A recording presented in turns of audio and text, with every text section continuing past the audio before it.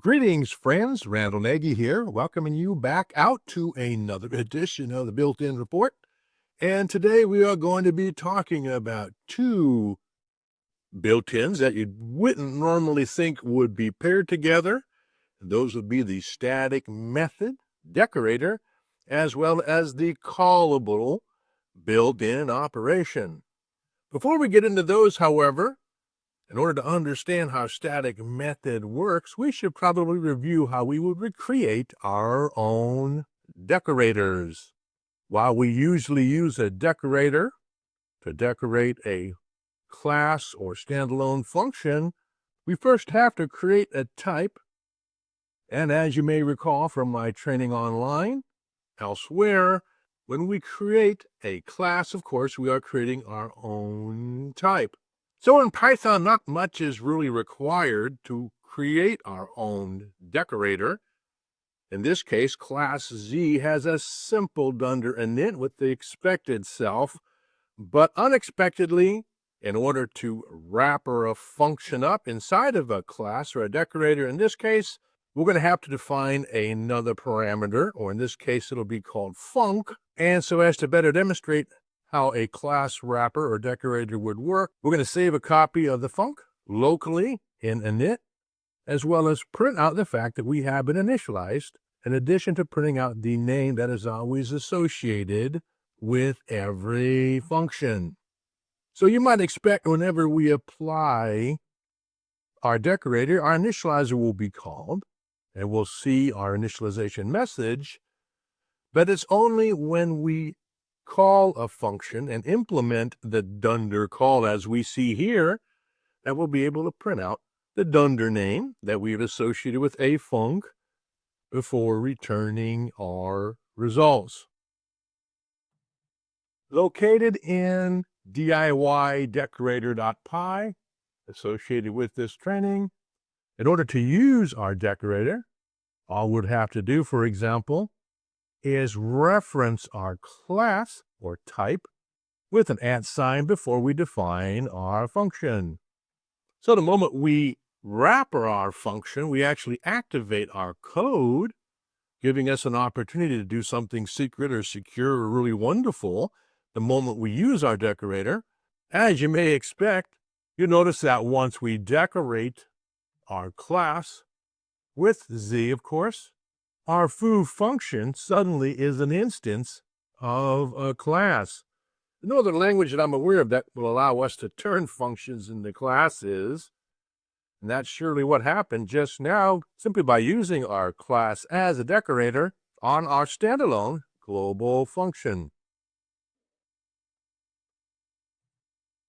Of course, we can also apply our decorator, as you may expect, to a class, and you'll notice that in this case, foo is underneath our B class, but we don't have our usual self required.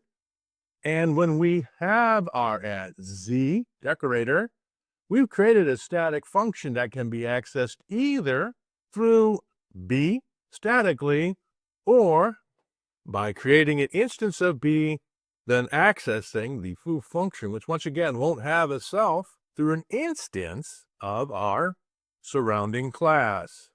So when we take a look at what's going on with our Z, and by way of review, it should be no surprise at this point in time that, of course, we've created a class that is a recipe, and all recipes are types of potential objects waiting to be baked into pies.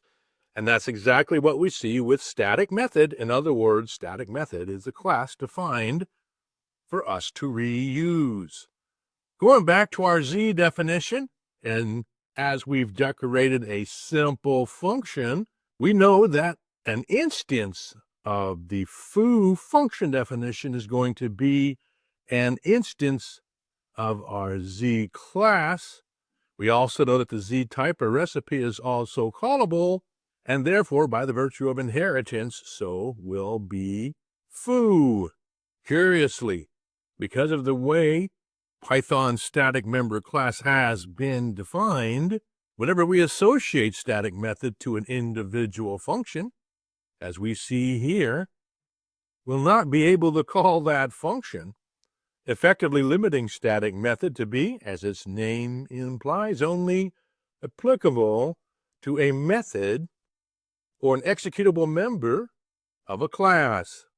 So if we examine the help documentation for static method, we'll see that there is a new dunder introduced called func. So while we can't call an instance of static method directly, because there is no dunder call supported, alternatively, however, there is a dunder func supporter, and whether we're using a lambda function, as we see here, to expressly create an instance of the static method class, or if we decorate a foo, or a function that we have defined, using the notation as would expect, the frameworks we create will be looking to execute the dunder func whenever we're creating an instance of the static method type. So by way of a bonus, we can understand now how if we defined our own class using a static strategy that we'll be able to execute the foo method, which, when translated to Python's MinyPython domain, should really be something like spam or shrubbery. But if we wanted to make a class callable, all we'd have to do is optionally implement a dunder call. Notice once again, we don't have a self here required at all.